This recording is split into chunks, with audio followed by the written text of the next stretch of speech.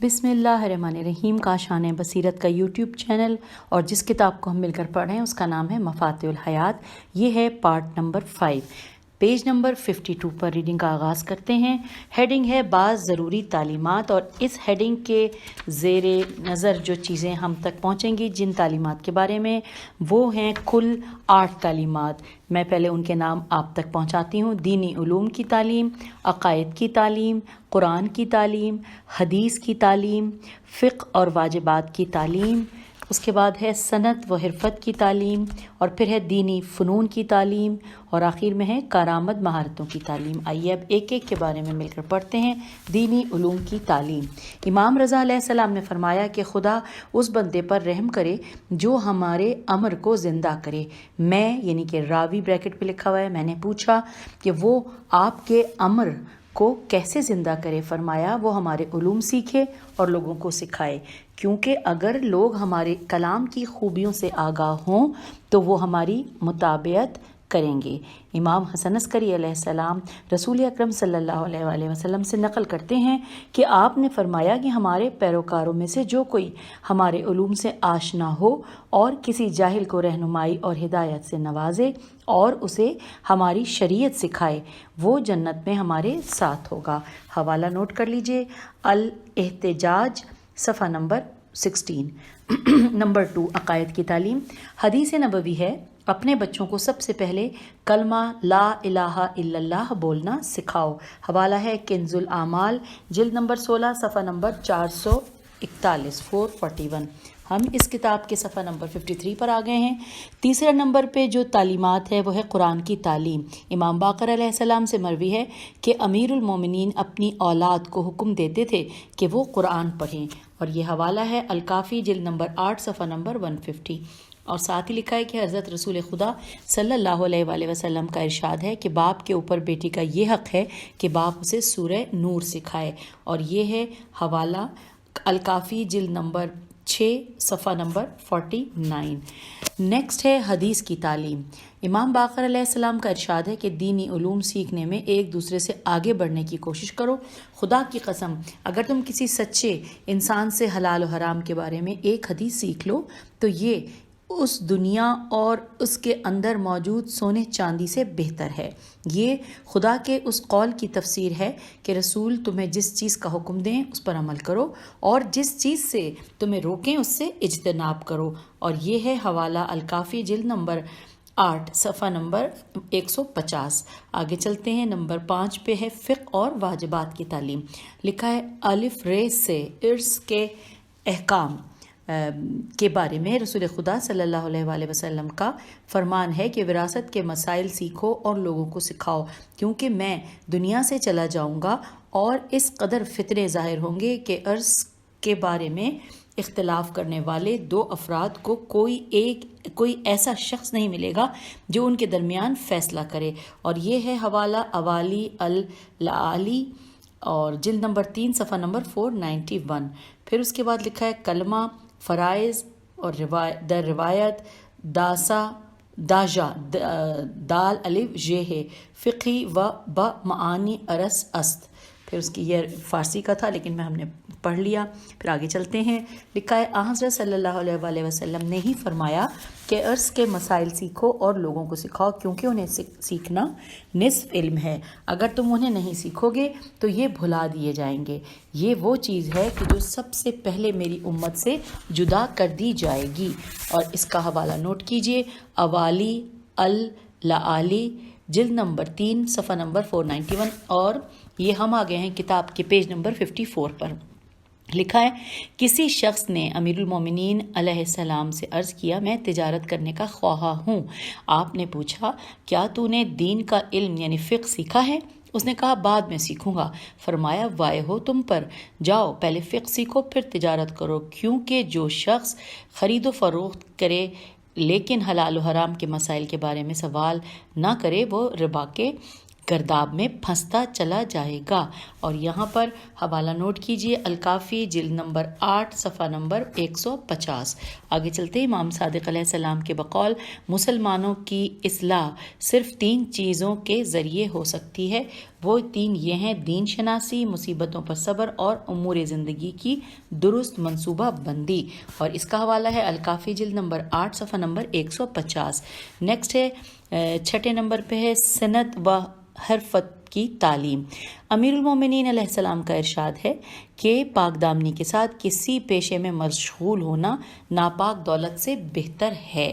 حوالہ ہے نہج البلاغہ اور نامہ 31، اور ساتھ ہی لکھا ہے غرر الحکم صفحہ نمبر 354۔ اب آئیے آگے چلتے ہیں، پھر لکھا ہے کہ نقطہ، یہاں پہ نقطہ جو ہے یہ تھوڑا سا موٹا لکھا ہوا ہے، لکھا ہے بہت سی احادیث میں مال مویشی پالنے، کھیتی باڑی کرنے، باغ آباد کرنے، کشتی چلانے، مچھلی کا شکار کرنے، مچھلی کا کاروبار کرنے اور صبح سویرے کام کاج کے لیے نکلنے کی فضیلت بیان ہوئی ہے۔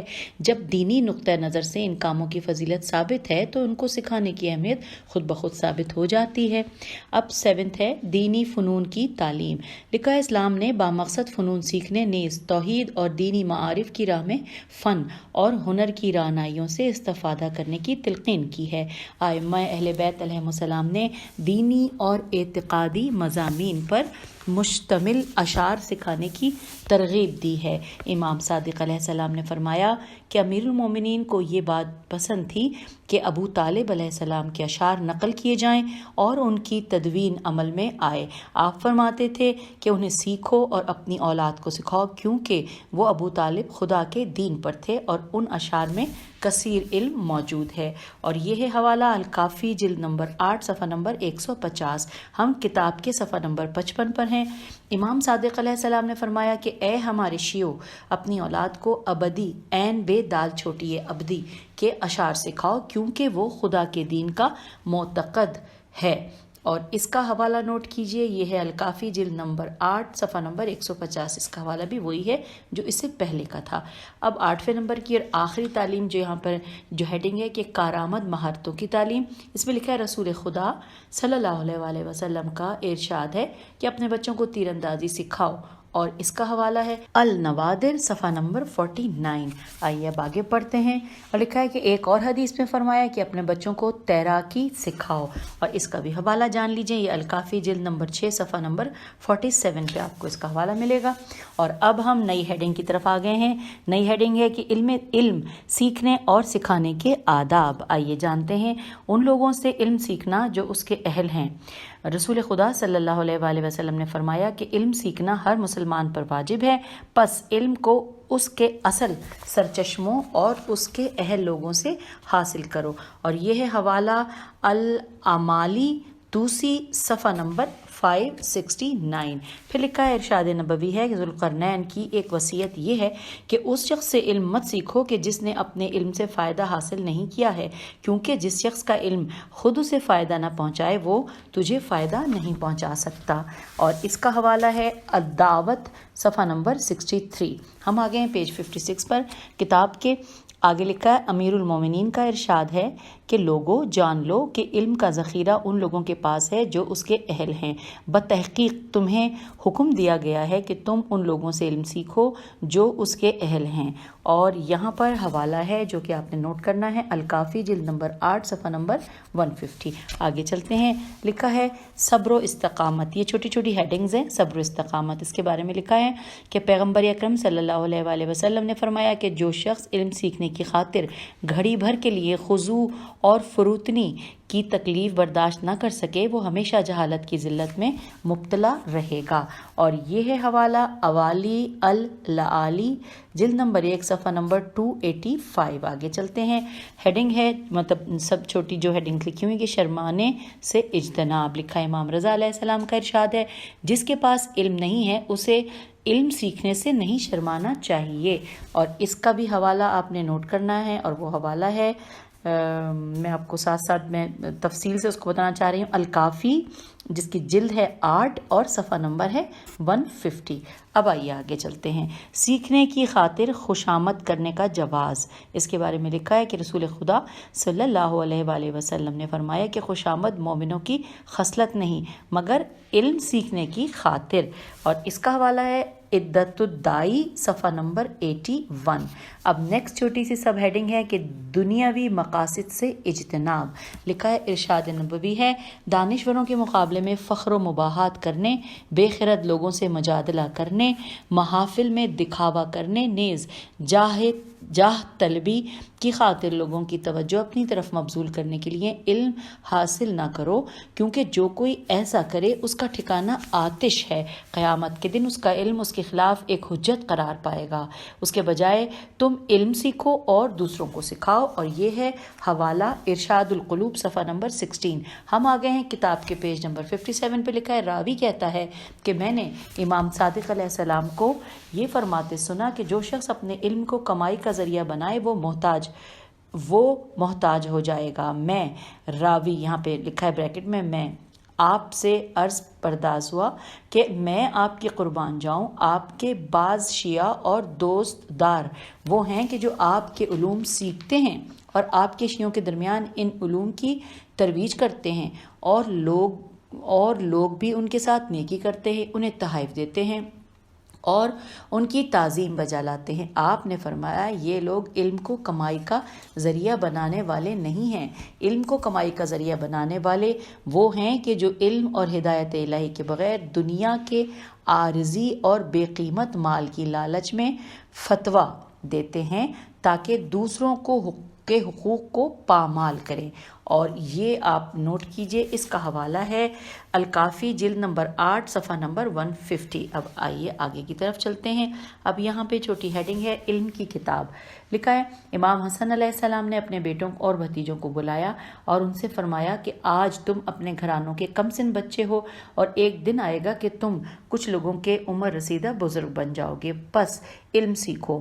تم میں سے جو کوئی علم کو حفظ نہیں کر سکتا وہ اسے لکھے اور اپنے گھر میں محفوظ رکھے تاکہ ضرورت پڑنے پر اس سے استفادہ حاصل کر سکے. اور یہ حوالہ ہے الکافی جلد نمبر 8 صفحہ نمبر 150. زیادہ تر 150 صفحہ ہی پہ کی چیزیں ہم پڑھ رہے ہیں. پھر اگلی ہیڈنگ ہے سوال کرنے کی عادت. لکھا ہے امام باقر علیہ السلام نے فرمایا کہ علم پوشیدہ خزینوں کی طرح ہے، ان خزینوں کی چابی سوال ہے. پس سوال کیا کرو، خدا تم پر رحم کرے، کیونکہ علم کی خاطر 4 طرح کے لوگوں کو پاداش کیا جائے گا: پوچھنے والے کو، جواب دینے والے کو، سننے والے کو اور انہیں چاہنے والے کو. اور یہ ہے حوالہ الکافی جلد نمبر 8 صفحہ نمبر 150. آئیے آگے چلتے ہیں. ہم پیج 59 پہ آگے ہیں کتاب کے. لکھا ہے دوسروں کو سکھانا. لکھا ہے حدیث نبوی ہے کہ بہترین صدقہ یہ ہے کہ انسان کوئی علم سیکھے اور اسے اپنے بھائی کو سکھائے. اور یہ ہے حوالہ منیت المرید میم نون یہ تے ہے منیت المرید صفحہ نمبر 105. اب آگے لکھا ہے کہ امام باقر علیہ السلام نے فرمایا کہ علم کی زکوٰۃ یہ ہے کہ تو اسے خدا کے بندوں کو سکھائے. اچھا، اب پھر سب ہیڈنگ ہے سکھاتے وقت مساوات کی رعایت. آئیے اس کے بارے میں جانتے ہیں. لکھا ہے امام صادق علیہ السلام نے حسان نامی معلم سے فرمایا کہ علم سکھانے کی اجرت نہ لو اور طالب علموں پر یکساں نظر کرو، ان میں سے بعض کو بعض پر ترجیح اور فوقیت نہ دو. اور اس کا حوالہ ہم جان رہے ہیں الکافی جلد نمبر 8 صفحہ نمبر 150. آگے چلتے ہیں. پھر لکھا ہے چھوٹی ہیڈنگ ہے سب ہیڈنگ کہ آسان طریقہ تدریس. لکھا ہے رسول خدا صلی اللہ علیہ وآلہ وسلم کا فرمان ہے اللہ تعالیٰ نے مجھے ایسا معلم بنایا ہے جو سہل اور آسان طریقے سے سکھاتا ہے.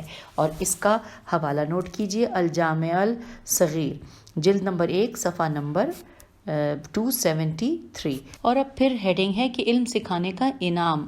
لکھا ہے عبد الرحمن سلمی نے امام حسین علیہ السلام کے بیٹے کو سورہ حمد سکھایا. جب بچے نے والد کو اپنا سبق سنایا تو امام نے عبد الرحمن کو 1000 دینار اور 1000 لباس عطا فرمائے اور اس کے منہ کو موتیوں سے بھر دیا.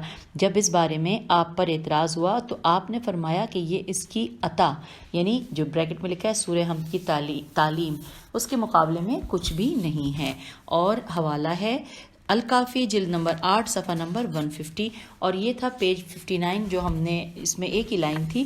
تو اب ہم آگے کی طرف چلتے ہیں اور ہم آ گئے ہیں پیج 60 پر، جہاں پہ کہ تیسری فصل کا آغاز ہو رہا ہے۔ آئیے اس تیسری فصل میں سب سے پہلے جو ہیڈنگ ہے محنت اور کوشش، اس کے بارے میں جانتے ہیں۔ سب سے پہلے محنت اور کوشش کے بارے میں لکھا ہے کہ محنت اور کوشش کی اہمیت، کہ اگرچہ اسلام اس بات پر زور دیتا ہے کہ بندوں کے رزق کا ذمہ دار اللہ تعالیٰ ہے، اس کے باوجود اسلام محنت اور کوشش کی تلقین کرتا ہے۔ ارشاد ربانی ہے کہ انسان کو اپنی کوشش کے پھل کے علاوہ کچھ نہیں ملے گا، اور یہ سورہ نجم کی آیت نمبر 39 کا ہم نے ترجمہ پڑھا۔ پھر ہے کہ بہت سی احادیث میں رزق حلال کے حصول کی خاطر کی جانے والی جد و جہد کو عبادت قرار دیا گیا ہے، اور اس کا حوالہ ہے الکافی جلد نمبر 5 صفحہ نمبر 78۔ امیر المومنین کے بقول یہ راہ خدا میں سحر خیزی سے کم تر نہیں ہے، اور یہ ہے حوالہ دعائم الاسلام جلد نمبر 2 صفحہ نمبر 15۔ آئیے آگے چلتے ہیں۔ لکھا امام رضا علیہ السلام نے فرمایا ہے کہ رزق حلال کے حصول کے لیے کی جانے والی جد و جہد کا ثواب راہ خدا میں جہاد کے اجر سے زیادہ ہے، اور اس کا حوالہ ہے الکافی جلد نمبر 5 صفحہ نمبر 88۔ ہم کتاب کے پیج 61 پہ آ گئے ہیں۔ لکھا ہے کہ حدیث قدسی میں کہا گیا ہے کہ عبادت کے 10 حصے ہیں، جن میں سے 9 رزق حلال کی تلاش سے عبارت ہیں، اور یہ ہے حوالہ ارشاد القلوب صفحہ نمبر 206۔ آگے چلتے ہیں۔ لکھا ہے بعض احادیث میں ہمت کی کمی کو ترقی کی راہ میں رکاوٹ، سستی کا موجب، ذلت اور دوسروں پر بوجھ بننے کی خصلت کو ناپسندیدہ شمار کیا گیا ہے۔ اسی طرح بعض دیگر روایات میں کمر شکن جد و جہد اور شب و روز مسلسل کام جس سے اعضائے بدن کی حق تلفی ہوتی ہے سے منع کیا گیا ہے، اور یہ ہے حوالہ، آپ نوٹ کیجئے، حوالہ ہے الکافی جلد نمبر 5 صفحہ نمبر 127۔ اگرچہ اس طریقے سے کمایا گیا مال حرام نہیں ہے۔ پھر لکھا ہے حدیث نبوی ہے کہ اگر کوئی شخص اپنی پشت پر ایندھن کی لکڑی لاد کر لائے، اسے فروخت کر کے اپنا احتیاج برطرف کرے اور بچت کو صدقہ دے، تو یہ اس بات سے بہتر ہے کہ وہ کسی ایسے شخص سے مانگے جسے اللہ تعالیٰ نے اپنے فضل و کرم سے مال عطا کیا ہو، کیونکہ دینے والا ہاتھ لینے والے ہاتھ سے بہتر ہے، اور اس کا حوالہ نوٹ کیجئے۔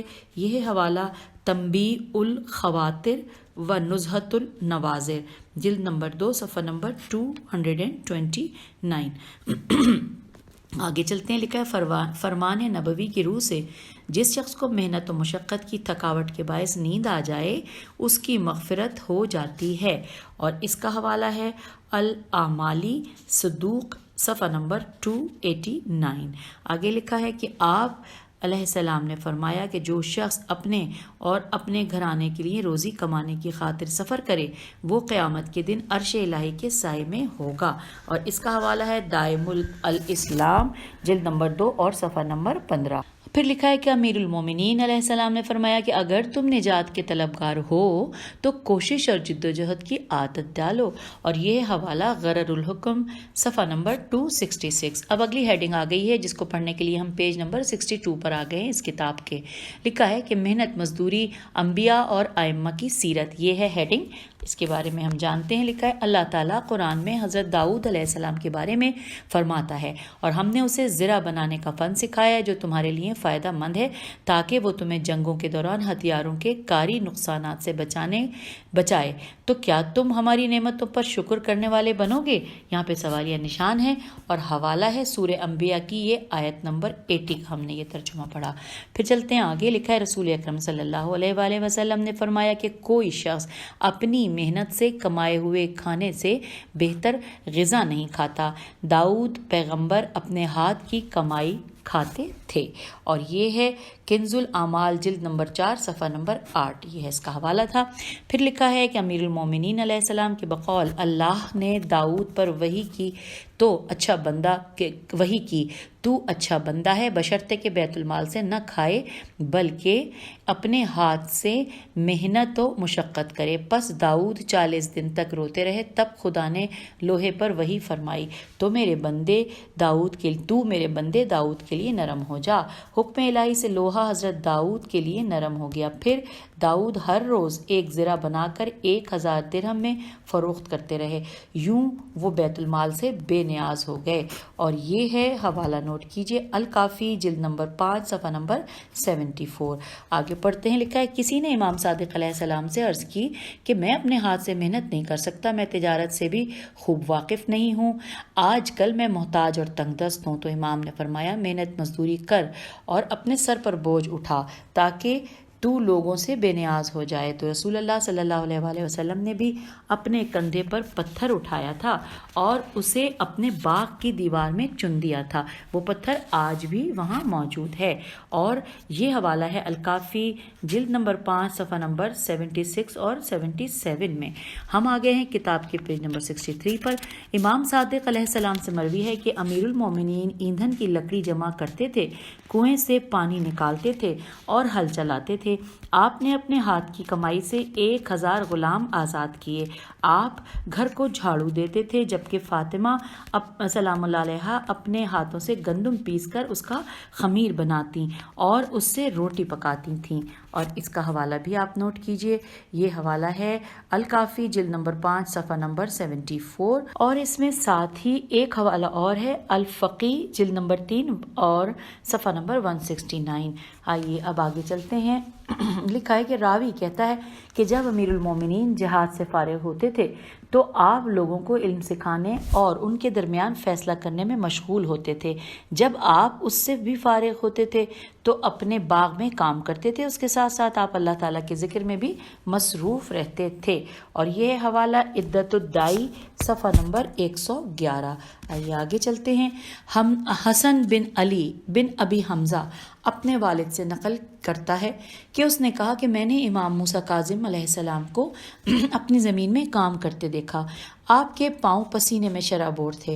میں نے کہا آپ کے قربان جاؤں، مزدور کہاں گئے ہیں؟ آپ نے جواب دیا اے علی، ان لوگوں نے بھی اپنی زمینوں میں اپنے اپنے ہاتھوں سے کام کیا ہے جو مجھ سے اور میرے والد سے بہتر تھے۔ میں نے پوچھا وہ کون تھے؟ فرمایا رسول خدا صلی اللہ علیہ وآلہ وسلم اور امیر المومنین اور میرے سارے آباء و اجداد اپنے ہاتھوں سے کام کرتے تھے۔ یہ انبیاء، رسولوں اور صالحین کی سیرت ہے۔ اور یہ ہے حوالہ جو کہ آپ ابھی نوٹ کر لیجئے، یہ ہے حوالہ الفقی جلد نمبر 3 صفحہ نمبر 162۔ پھر آگے لکھا ہے کہ ابو عمرو شیبانی کا بیان ہے کہ میں نے امام صادق علیہ السلام کو اس حال میں دیکھا کہ آپ کے ہاتھ میں بیلچہ تھا، آپ کے بدن پر کھردرا لباس تھا، آپ اپنے باغ میں کام کر رہے تھے اور آپ کے بدن سے پسینہ ٹپک رہا تھا۔ میں نے کہا آپ کے قربان جاؤں، بیلچہ مجھے دے دیجئے تاکہ میں آپ کی جگہ کام کروں۔ آپ نے جواب دیا مجھے یہ بات پسند ہے کہ انسان ضروریات زندگی کی طلب میں سورج کی تکلیف دہ گرمی میں زحمت اٹھائے۔ اور یہ ہے حوالہ الکافی جلد نمبر 5 صفحہ نمبر 76۔ اس کتاب کے پیج 64 پہ ہم آگئے ہیں پڑھتے ہوئے۔ نیکسٹ ہیڈنگ ہے سستی اور بے ہمتی سے پرہیز۔ اس میں لکھا ہے کہ امیر المومنین علیہ السلام نے فرمایا کہ اگر کام سخت اور کمر شکن چیز ہے تو دائمی بیکاری بھی خرابیوں کی موجب ہے۔ اور یہ ہے حوالہ الارشاد جلد نمبر 1 صفحہ نمبر 298۔ اس سے آگے کی طرف ہم چلتے ہیں۔ لکھا ہے حضرت امام باقر علیہ السلام کا بھی فرمان ہے کہ سستی دین و دنیا دونوں کے لیے نقصان دہ ہے۔ اور اس کا حوالہ ہے تحفۃ العقول صفحہ نمبر 300۔ آگے لکھا ہے امام صادق علیہ السلام نے اپنے ایک فرزند سے فرمایا کہ 2 خصلتوں یعنی سستی اور بے صبری سے بچو، کیونکہ یہ دونوں تمہیں دنیا و آخرت کے فائدے سے محروم کر دیں گی۔ اور یہ ہے حوالہ الکافی جلد نمبر 5 صفحہ نمبر 85۔ آگے چلتے ہیں۔ لکھا ہے آپ نے یہ بھی فرمایا کہ سستی سے پرہیز کر تاکہ تجھے پہچاننے والا تیری تحقیر نہ کرے۔ اور یہ ہے حوالہ تحفۃ العقول صفحہ نمبر 304۔ پھر لکھا ہے نیز یہ بھی فرمایا کہ دوسروں پر بوجھ نہ بنو۔ اور اس کا حوالہ ہے الکافی جلد نمبر 5 صفحہ نمبر 72۔ پھر لکھا ہے آپ ہی سے مروی ہے کہ خدا کے نزدیک سب سے زیادہ منفور میم نون فے واو رے منفور شخص وہ ہے کہ جو رات کو سوتا رہے اور دن کو بیکار بیٹھا رہے۔ اور اس میں حوالہ ہے بہار الانوار جلد نمبر 84 صفحہ نمبر 158۔ اور پھر آئیے اب ہم کتاب کے پیج نمبر 65 پہ آ گئے ہیں۔ لکھا ہے حضرت امام کاظم علیہ السلام نے فرمایا کہ اللہ اس بندے سے نفرت کرتا ہے جو بہت سونے والا اور بیکار رہنے والا ہے، اور اس کا حوالہ ہے الکافی جلد نمبر 5 صفحہ نمبر 84۔ آگے چلتے ہیں۔ لکھا ہے ابن عباس فرماتے ہیں جب رسول خدا صلی اللہ علیہ وآلہ وسلم کو دیکھتے اور وہ شخص آپ کو پسند آ جاتا، میں دوبارہ پڑھتی ہوں، ابن عباس فرماتے ہیں کہ جب رسول اللہ صلی اللہ علیہ وآلہ وسلم کسی کو دیکھتے اور وہ شخص آپ کو پسند آ جاتا تو آپ اس سے پوچھتے تھے کہ کیا تمہارا کوئی پیشہ ہے؟ اگر وہ کہتا نہیں تو آپ فرماتے تھے کہ یہ میری نظروں سے گر گیا۔ لوگوں نے پوچھا کہ یا رسول اللہ صلی اللہ علیہ وآلہ وسلم ایسا کیوں ہے؟ آپ نے فرمایا کیونکہ جب مومن کا کوئی پیشہ نہ ہو وہ دین کو ذریعہ معاش بناتا ہے، اور یہاں پہ بریکٹ میں لکھا ہے کہ دین فروشی کرتا ہے۔ اور یہاں پر حوالہ ہے دو حوالے ہیں، دونوں نوٹ کر لیجئے، جامع الاخبار صفحہ نمبر 139 اور مستدرک الوسائل جلد نمبر 13 صفحہ نمبر 11۔ پھر اب اگلی ہیڈنگ آ گئی ہے سحر خیزی اور محنت۔ لکھا ہے رسول خدا صلی اللہ علیہ وآلہ وسلم کا فرمان ہے کہ سحر خیزی برکت کی موجب ہے، یہ تمام نعمتوں خاص کر رزق و روزی میں اضافہ کرتی ہے۔ اور یہ ہے حوالہ، یہاں پہ بھی دو حوالہ جات ہیں، آداب المتعلمین صفحہ نمبر 144 اور بہار الانوار جلد نمبر 73 صفحہ نمبر 318۔ آگے چلتے ہیں۔ حضرت صلی اللہ علیہ وآلہ وسلم نے فرمایا صبح سویرے اپنے کاموں کی انجام دہی کے لیے نکل پڑو، ایسا کرو گے تو تیرے مقاصد آسانی سے حاصل ہوں گے۔ اور اگلی ہے اس کا ہم آپ کو حوالہ دے رہے ہیں کتاب الخصال یا کتاب الخصال صفحہ نمبر 394۔ اور اس کے بعد ہم آگے کی طرف ریڈنگ جاری رکھتے ہوئے پڑھ رہے ہیں کہ حضرت امیر المومنین علیہ السلام نے فرمایا کہ صبح سویرے رزق کی تلاش میں نکلنے سے روزی میں اضافہ ہوتا ہے۔ اور یہ ہے حوالہ وسائل الشیعہ جلد نمبر 15 صفحہ نمبر 348۔ آگے چلتے ہیں۔ آپ نے یہ بھی فرمایا کہ جو کوئی ہمیشہ رہنے کا طالب ہو، جبکہ ہمیشہ رہنا ممکن نہیں ہے، اسے چاہیے کہ سحر انگیزی کی عادت ڈالے۔ اور یہ ہے حوالہ عیون اخبار الرضا جلد نمبر 2 صفحہ نمبر 38۔ لکھا ہے نیز فرمایا کہ راہ خدا میں کوئی سحر خیزی ایسی نہیں کہ جو اہل و عیال کی، اب ہم آگے ہیں اگلے صفحے کی جانب، کہ جو اہل و عیال کی معاشی کفالت کی خاطر صبح سویرے اٹھنے سے زیادہ بہتر ہو۔ اور ہم اس کا حوالہ بھی آپ تک میں پہنچاتی ہوں، دعائم الاسلام جلد نمبر 2 صفحہ نمبر 15، اور یہ کتاب کا ہے پیج نمبر 66۔ آئیے پڑھتے ہیں۔ لکھا ہے امام صادق علیہ السلام نے فرمایا کوشش اور جد و جہد کرتے رہو، صبح کی نماز سے فارغ ہو کر لوٹنے کے بعد صبح سویرے رزق کی تلاش میں نکل پڑو اور حلال روزی کماؤ، کیونکہ ایسا کرو گے تو اللہ تمہیں رزق عطا کرے گا اور اس سلسلے میں تمہاری مدد فرمائے گا۔ اور یہ ہے حوالہ الکافی جلد نمبر 5 صفحہ نمبر 79۔ آگے چلتے ہیں۔ لکھا ہے آپ نے یہ بھی فرمایا کہ امام سجاد علیہ السلام صبح کے وقت رزق کی تلاش میں باہر نکلتے تھے۔ آپ سے پوچھا گیا کہ اے فرزند رسول آپ کہاں جا رہے ہیں؟ آپ نے جواب دیا اپنے گھرانے کے لیے صدقہ قبول کرنے جا رہا ہوں۔ سوال ہوا کہ کیا آپ اپنے گھرانے کے لیے صدقہ قبول فرماتے ہیں؟ فرمایا جو شخص حلال کمائے وہ گویا اپنے گھرانے کا صدقہ خدا سے وصول کرتا ہے اور ان تک پہنچاتا ہے۔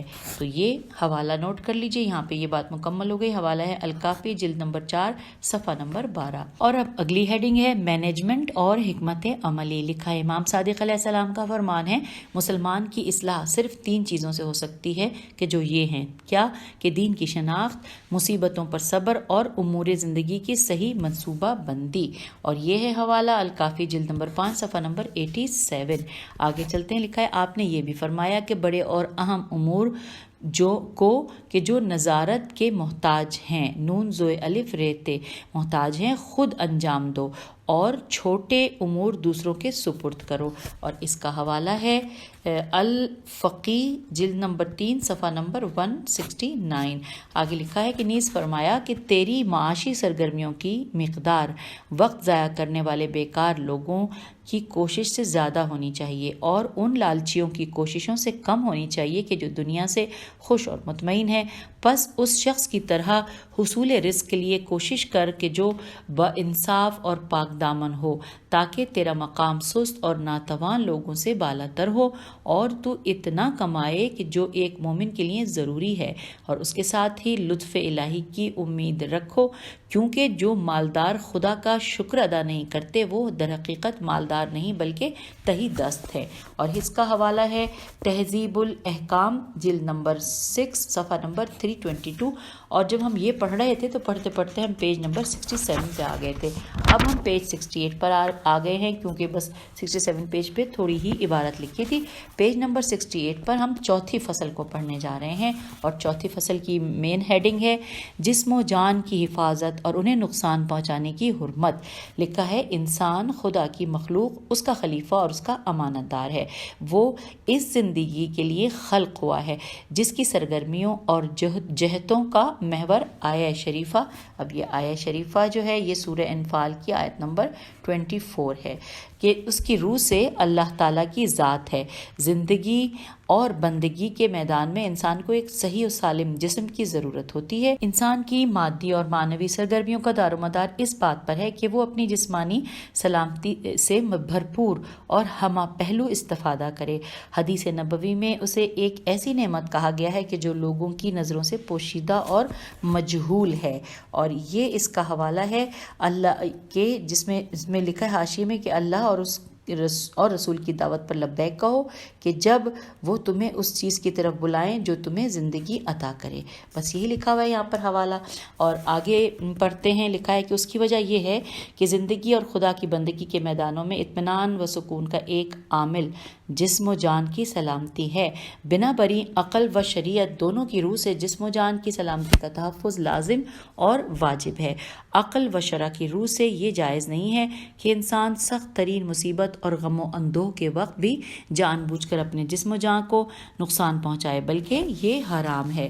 اور اس کا حوالہ ہے یہاں پر العروۃ الوثقی جلد نمبر 2 اور صفحہ نمبر 131 میں جو ہے. اور اس کے علاوہ ساتھ ساتھ ایک اور ہے کہ العروۃ الوثقی جلد نمبر 4 صفحہ نمبر 424.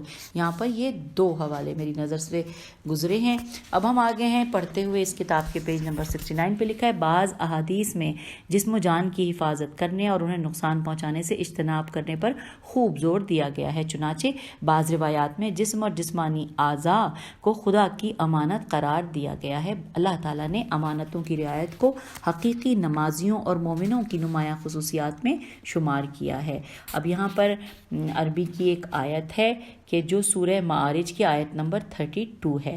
لکھا ہے نیچے کہ رسول اللہ صلی اللہ علیہ وآلہ وسلم نے پھر فرمایا کہ کان، ناک، زبان اور دل خدا کی امانت ہیں. جو شخص امانت کا خیال نہ رکھے وہ بے ایمان ہے. اور یہ ہے حوالہ موسوعۃ احادیث اہل البیت علیہ السلام جلد نمبر 8 اور صفحہ نمبر 370. اب اگلی ہیڈنگ ہمیں نظر آ رہی ہے جسم و جان کی سلامتی کی حفاظت. آئیے اب ہم اس کو پڑھتے ہیں. لکھا ہے فرمان نبوی ہے کہ اے علی جو شخص شراب کو غیر اللہ کی خاطر ترک کرے. اب یہاں پہ یہ لکھا ہے غیر اللہ کی خاطر ترک کرے. یہاں پر حوالہ ہمیں دیا گیا ہے اور وہ حوالہ ہے کفایت الاصول جلد نمبر 1 صفحہ نمبر 72. آگے چلتے ہیں. اس جملے کو مکمل کرتے ہیں کہ فرمان نبوی ہے کہ اے علی جو شخص شراب کو غیر اللہ کی خاطر ترک کرے خدا اسے شراب جنت سے سیراب فرمائے گا. علی نے پوچھا غیر اللہ کے لیے؟ اللہ حضرت صلی اللہ علیہ وآلہ وسلم نے کہا ہاں اللہ کی قسم جو کوئی اپنی سلامتی کی خاطر شراب ترک کرے خدا اس کی قدردانی فرمائے گا. اور یہاں پر اب حوالہ جب یہ بات مکمل ہوئی ہے تو پھر یہاں پر حوالہ ہے کہ الفقی جلد نمبر 4 اور صفحہ نمبر 353 اور مکارم اخلاق صفحہ نمبر 433. آگے چلتے ہیں. لکھا ہے ایک حدیث میں رسول خدا صلی اللہ علیہ وآلہ وسلم نے جانی خطرے کے پیش نظر اس چھت پر सोने से मना फरमाया है कि जिसकी हिफाजती दीवार ना हो। और इसका हवाला है अल-काफ़ी जिल्द नंबर 6 सफ़ा नंबर 530। हम आगे हैं पेज 70 पर। लिखा है रसूल खुदा सल्लल्लाहु अलैहि वसल्लम ने जनाब अबूज़र से फरमाया कि ए अबूज़र, बीमारी से पहले तंदुरुस्ती का ख्याल रखो और सेहतमंदी के दौरान बीमारी के अयाम की रोकथाम करो। और यहाँ पर हवाला भी नोट कर लीजिए, ये है अल-अमाली तूसी सफ़ा नंबर 526। फिर लिखा है कि नीज़ फरमाया कि जो शख्स इस हालत में सुबह शाम करे कि उसके पास 3 नेमतें मौजूद हों, उसे दुनिया की सारी नेमतें हासिल हैं। वो 3 ये हैं, जिस्मानी सलामती, अमन आफ़ियत और रोज़मर्रा का ख़र्चा। अगर उसे चौथी नेमत भी हासिल हो तो गोया उसे दुनिया और आखिरत की तमाम नेमतें हासिल हैं। ये चौथी नेमत इस्लाम से इबारत है। और अच्छा, अब जहाँ पर ये बात मुकम्मल हुई है कि वो चौथी नेमत इस्लाम से इबारत है, तो उसमें हवाला नोट कीजिए अल-काफ़ी जिल्द नंबर 8 सफ़ा नंबर 148। फिर लिखा है इसी तरह आपने फरमाया कि अमन सुकून और आफ़ियत और सलामती 2 ऐसी नेमतें हैं जिनकी कद्र व कीमत को बहुत से लोग नहीं पहचानते। और इसका हवाला है अल-जामे अल-सग़ीर जिल्द नंबर 1 सफ़ा नंबर 477। आगे चलते हैं। अमीरुल मोमिनीन अलैहिस्सलाम का फरमान है कि 2 चीज़ें ऐसी हैं कि जिनकी कद्र व कीमत को नहीं पहचानता, कोई नहीं पहचानता मगर वो जो उन दोनों से महरूम हो जाते हैं। वो दोनों ये हैं जवानी और आफ़ियत। और इसका हवाला नोट कीजिए, ये है हवाला गररुल हुक्म सफ़ा नंबर 324। फिर लिखा है आपने कुरान की आयत, अब ये जो आयत लिखी हुई है उसमें उसको नोट कीजिए, सूरह क़सस की आयत नंबर 77 है। इसमें लिखा है कि दोनों ब्रैकेट में लिखा है दुनियावी नेमतों में अपने हिस्से से गफलत ना बरत। इसके बारे में फरमाया कि अपनी सलामती को फरामोश ना कर। और यहाँ पर ये लिखा है आया शरीफा, और ये आया शरीफा ये नोट कर लीजिए। इसका हवाला है कि जो कि मैंने आपको पहले बताया था कि सूरह क़सस की आयत नंबर 77 है। और उसके बाद ये जो बात मुकम्मल हुई है तो वो हवाला है अल-अमाली सुद्दूक़ सफ़ा नंबर 228। आइए आगे चलते हैं। यहाँ पर लिखा है फिर आयत लिखी है जो कि सूरह अत-तकासुर की आयत नंबर 8 है। और इसका तर्जुमा है कि यानी क़यामत के दिन तुमसे नेमतों के बारे में ज़रूर सवाल होगा। इसके बारे में आपने फरमाया कि जिस नेमत के बारे में सवाल होगा इससे मुराद सेहत व सलामती है। और यह है हवाला इरशादुल क़ुलूब सफ़ा नंबर 38। हम इस किताब को पढ़ते हुए पेज नंबर 71 पर आ गए हैं। लिखा है अलबत्ता औलियाए इलाही की विलायत की नेमत सबसे नुमाया नेमत है, जैसा कि इमाम सादिक़ अलैहिस्सलाम ने इस आयत की तफसीर में फरमाया है कि नेमतों में से एक नेमत हम अहले बैत अलैहिमुस्सलाम हैं। और ये हवाला नोट कीजिए, ये अल-अमाली तूसी सफ़ा नंबर 272 का है। फिर लिखा है आपने ये भी फरमाया कि सेहत व सलामती एक पोशीदा नेमत है, जब वो मौजूद हो तो ताक़े निस्यां की नज़र हो जाती है, लेकिन जब चली जाती है तो याद आती है। और इसका हवाला नोट कीजिए, ये है अल-फ़क़ी जिल्द नंबर 4 सफ़ा नंबर 406। आगे चलते हैं। लिखा है नीज़ फरमाया कि 5 चीज़ें ऐसी हैं जिनसे कोई शख्स महरूम हो जाए तो उसकी ज़िंदगी तल्ख़ हो जाती है। उनमें से एक सेहत व सलामती है। ये नोट कर लीजिए, हवाला है अल-महासिन सफ़ा नंबर 9। और यूँ आज की रीडिंग, इस पार्ट की रीडिंग से इजाज़त चाहती हूँ। इंशाअल्लाह नेक्स्ट रीडिंग में इससे आगे चलेंगे। खुदा हाफिज़, फ़ी अमान अल्लाह।